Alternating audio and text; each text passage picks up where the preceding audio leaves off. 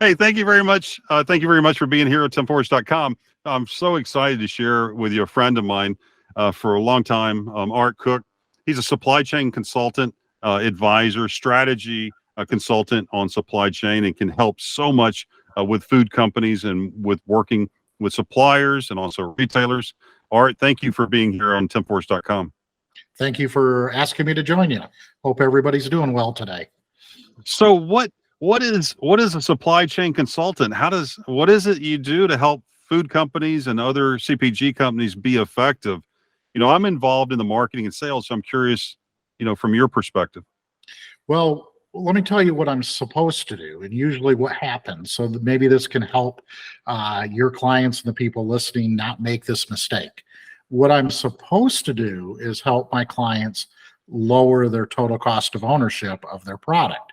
That's what I specialize in. What usually happens is clients ignore that there's a problem until it's too late. Then they have to call me in, and it's an emergency, and we have to fix an ugly mess to save them from costing even more money, instead of calling somebody like myself in, a professional in an area that can help them set up strategy, programs, processes to where they don't dig themselves a deep hole.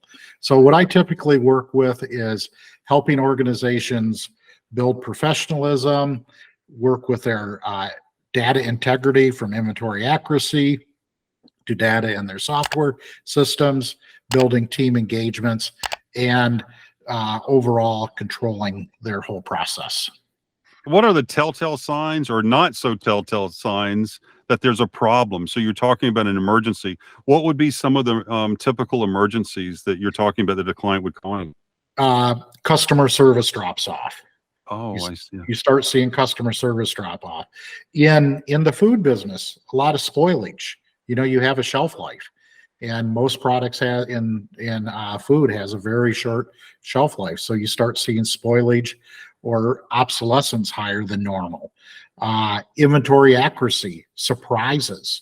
You think you have the product and you go to ship it and you realize it's not there.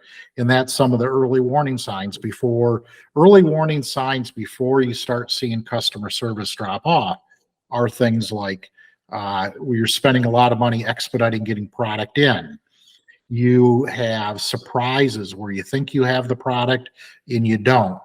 And then spoilage. Those are some of your leading indicators. Lead time. How important is time from order to shipping product out? Is that a big indicator? You didn't mention that, so I'm curious. To me, lead time is lead time. You have to build the process around how long your lead time is, and there's different processes that you use. But I'm a big advocate of always working to compress your lead time.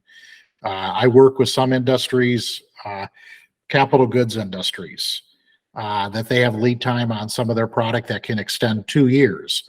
Then in the same business, you might have lead time that's underneath 7 days. So in the food business, you have lead time that can be, you think about it, can be a year if you're a growing cycle, right? And you have to plan accordingly.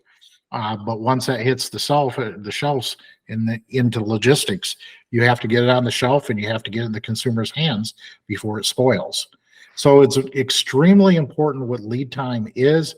However, there's certain things that you cannot control in lead time. So you want to make sure your processes support the lead time that you have to abide by.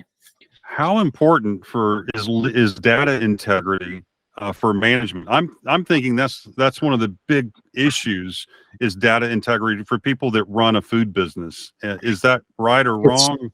It's absolutely, data integrity and professionalism are absolutely the pinnacle of what you need to have to make sure your foundation is there.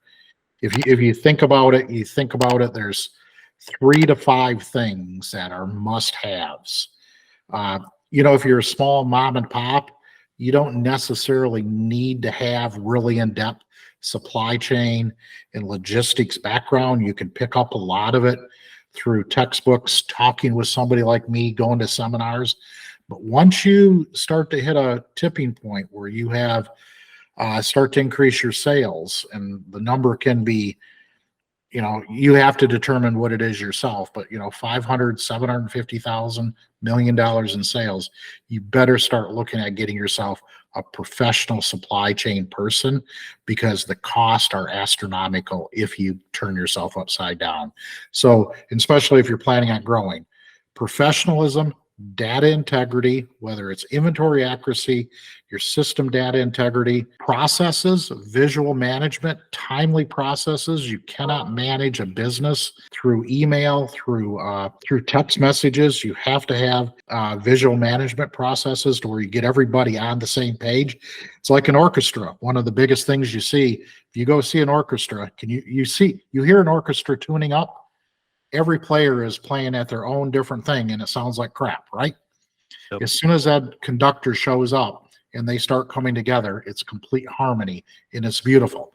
I walk into manufacturing plants all the time, and everybody's playing their own instrument to their own rhythm and their own beat, and it's costing the company millions of dollars. And that's what I mean by visual management, getting everybody on the same page, on the same play note, and having them work together. And that's absolutely critical. And that's part of team engagement, employee engagement. You get everybody on the same page, then you get them engaged to where they're all part of the solution, solving what's going on. To me, that's the foundation. I don't understand visual management. What does that entail, or what is that when you say that? Visual daily management is basically getting everybody around, say, for instance, a scheduling board. Say you're a wholesaler, okay? And some of the wholesalers don't necessarily have months worth of inventory on the shelf, do they? They might have 3, 4, 5 days, maybe a week's worth, and stuff's coming in all the time.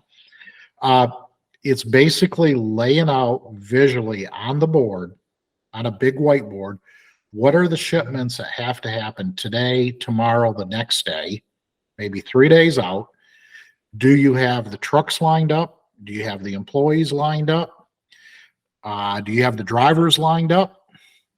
And are there any shortages of part or product that has to come in that we have to expedite through receiving to make sure it makes it to delivery, right? Wow. Yes. Getting everybody on the same page, that way hiccups don't happen. And what I like to say, what do you have to do in the next 8, 16, 24, 36 hours to be successful? And when everybody walks away from that, they have their marching orders. Wow. Once done successfully, I've been working with a company up in Wisconsin, and the purchasing manager, I think she told me in a given week, she was getting close to 1,500 emails with actions for her. And now that we have this set up, her emails of actions for her are driven from follow-up with questions at the stand-up meetings. Oh, that's so it's awesome. like boom, boom, boom. And she said that it is just, it's still busy for her, but now she knows what the priorities are, and she's able to focus on those priorities and get her team in mesh with the rest of the organization. Yeah, that several years ago, as different processes were growing in my consulting company, that was kind of a rule that we set up. We migrated away from using email to try to manage any of the work we were doing, and we had platforms like Trello or Asana, those different platforms away. And then also we worked at setting up what our goals for departments were instead of trying to manage. The idea was we wanted to eliminate any email. We have meetings, and this is exactly what you're describing for supply chain. It's fascinating. Yep. Yeah, and it's critical, and it's really magical when you see how the team comes together and they quit the bickering behind the scenes, and now all of a sudden they're communicating and working together. To really be honest, the day that we started working with this company, it was January of 2022. The prior year, this is a capital equipment company. Their average days late on a piece of capital equipment they were shipping out was 90 days. 3 months late. This year, they're running at 20 days. Oh my gosh. So, and their on-time delivery isn't good, but they've taken 70 days out of that lateness. Let's just pretend. I mean, you probably know the numbers, but I'm just making the numbers up. If they're a $12 million business a year, that's 2 million. Is that $2 extra million in revenue or something? There's $2 million in savings or something's benefits. $2 million benefit there about. So with this company, it's about $8 million in revenue. Wow. That's incredible. Can you help that process? Now I used the capital equipment, but it's the same thing. That's an example of lead time compression. So when you get into any business, there's this hot potato that gets passed around, and you're right. It's an email that gets passed around. It sits in somebody's box. Then, I didn't realize I had to do something with it. People don't lay awake at night to come to work to screw up. I've only met one person in my 40 years of working professionally that's ever done that, right? So people don't do that. But, things get lost. They get lost in email. They don't understand the priority. The drill. Then all of a sudden it adds time to that, adds lead time to it. I see you wanting to ask a question, Tim. Yeah. Can you walk me through some of the visual management tools that you use at different clients? Because I know three, like a whiteboard where you just take a black marker, write on there. There's another place where they actually wrote in chalk on the sidewalk of what they were going to make that day in the plant. Those are all things like that. Whiteboards that are magnetic whiteboards. I'm a big fan of magnetic whiteboards, where I have all different kinds of approaches. For data accuracy, I have this approach where I use red and green dots, and there's two-sided. So you have every day before you have your main scheduling meeting of what do you have to do the next, 8, 12, 24, 36 hours, 72 hours to make everybody successful. Right before that, I have the supply chain team. We go through their data board, and it's on data integrity. Did the MRP run? Yes. Were there any problems with MRP? No, that's green. And you have some parameters. You have action messages that come out that you have to fix things. Are any of them over 24 hours old? No, you're green. Is there more than 5 of them? No, some numbers like that. And it's literally, you just look at them, and if they're all green, your conversation's done. If they're red, you have a conversation on it. And Tim, what I find with that, the most important thing I find with that type of binary process is people have to come to the meeting prepared and have that updated. By having that updated and prepared, they've looked at the data, and if it's bad, it causes a visceral response with them. It's like, crap, what's going on? And it gets their attention, and they look into it. 9 times out of 10, they either have it solved or they're already called and they're working on it. And what that does, it compresses things. And I use a term called entropy.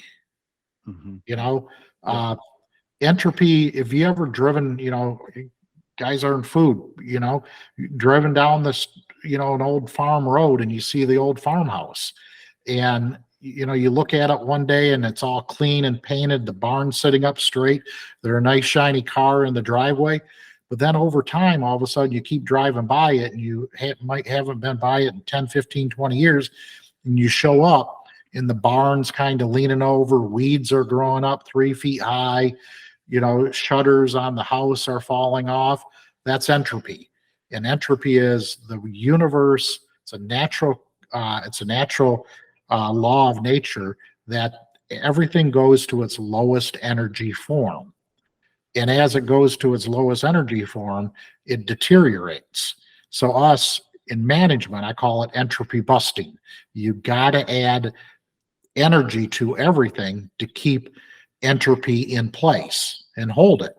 So what happens is this binary process that I have, it's a way of controlling entropy. And that's how you control data integrity. It's a pain in the butt to get going because there's so much resistance by people. But once you get it going and they see how easy their day and life and week is, it's like, okay, I get what you're doing. But to get the momentum and get going, it's sometimes an act of God. But that's another form of visual management. On the professionalism side, what are some tips and ideas for us to obtain more professional results? There's one of the things is hire somebody that has a degree in supply chain management. Okay. Every company hires an industrial engineer, a mechanical engineer, an electrical engineer, a CPA, a person with a degree in HR. How many of them hire a person with a degree in supply chain? I wanted to ask about KPIs. Are companies, if they have the finance, if they have a finance officer already in the company, so is he automatically already generating KPIs for supply chain that demonstrate if we're financially effective or not? Most finance people don't know what questions to ask. And it's just because you think about it, a finance person swims in a certain lane and they know finance really well. Supply chain's another lane. And it really behooves anybody in finance, especially a CFO, they should take some of the classes through Apex, maybe not become certified. It's a perfect example of what Apex is good for. A CFO or an accountant, take some of the entry-level classes through Apex and Professional Association of Supply Chain Managers, and that will give them an idea what questions to ask. Most people don't know what questions to ask. Is that part of the problem, is that business owners don't realize the amount of money that's being wasted in the supply chain? They don't. They look at it as a fixed cost. All right. They look at purchasing as a fixed cost. They're saying, because we're going to sell it.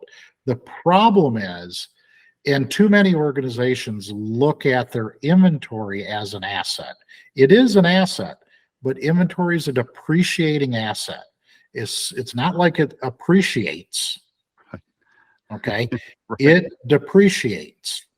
And what I mean by depreciate, as soon as you take ownership on the manifest, whether they ship it, what is it? I forget the different freight terms, but there's different freight terms mean free on board, free on dock. But as soon as you take ownership, it's a depreciating asset, because at that point in time, the clock start ticking on the shelf life.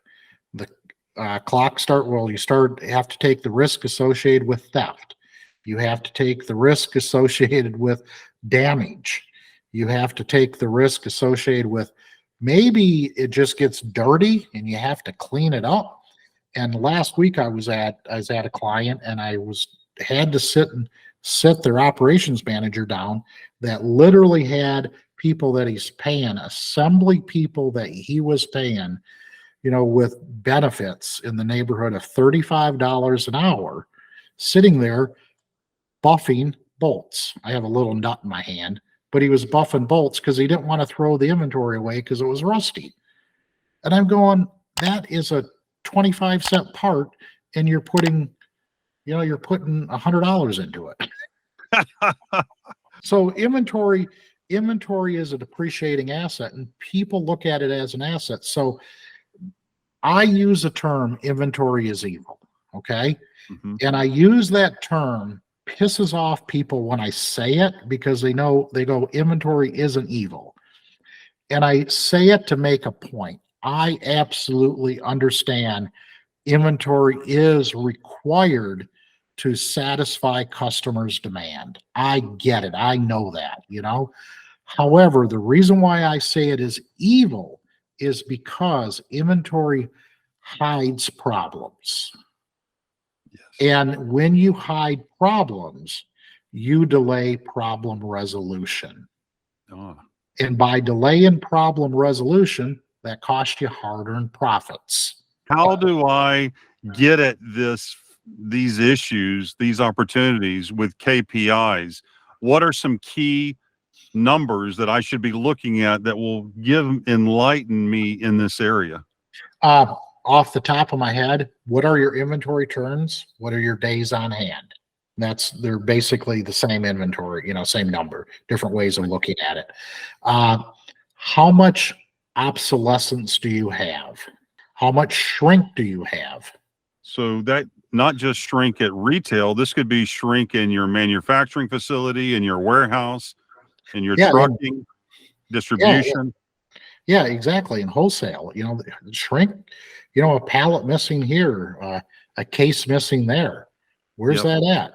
And what I'll tell you, the less inventory you have, where you're turning it faster and faster and faster, the quicker you see those problems and the quicker you can get them fixed. When you first start with a client or on a project, what are some of the initial things that you do to get at these areas to see these opportunities? I have a quick assessment I do, and I do it for supply chain, and I borrowed the concept from a Harvard business case called "Read Your Factory Fast."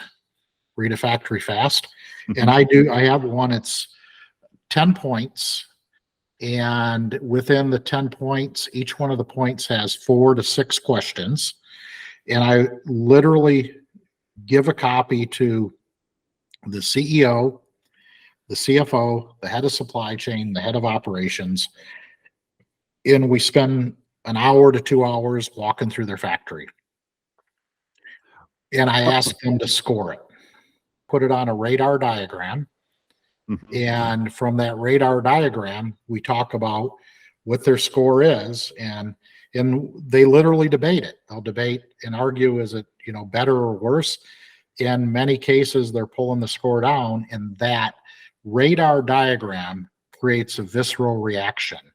This has been awesome, Art. Do you have anything else that you want to share with food CPG company and brand owners? Uh, Call Tim, ask Tim questions, and Tim call me and ask me questions, and we'll help you out. Awesome. And then if they wanted to read more, I know you have a book coming out. So if they wanted to find out more about you or read, I know you're very busy with everything that you have going on. But if they wanted to read more about you, where would they, do you write? Is there on your site? Is there anything that you could share? Uh, Go to Arthur, ARTHURKOCHMGT dot com. That's my website. Look me up there. You can look me up on LinkedIn at Art Koch, Art Koch. That way, spelled with a K. And look me up and check on that. And from there, you can find my blog. You can find I've co-written, I think, 8 little small books with groups of people. Those are out there, and I'm in the process of publishing a book called Supply Chain Supply Chain Revolution: Unlocking the Sustainable Supply, the Sustainable Profit Chain, Yeah. and that should be coming out in the next 6 months. And when people see this, it's quite possible that when you're seeing this is available on Amazon.com, and I will have the links below. Also, Art, to your site as well. Thank you so much for sharing with our food brands today, and it's just been very exciting. Some of the things I learned a lot from our call today, and I appreciate it so much. I know others have too. I appreciate you inviting me, and I hope I was to help it to at least one person. I know you helped me, so I know, but I know there's going to be other folks as well. Yeah. So, All thanks right. a lot, Art. Thanks a lot, Thank you. everybody. You have a good day. Bye-bye. Thank you.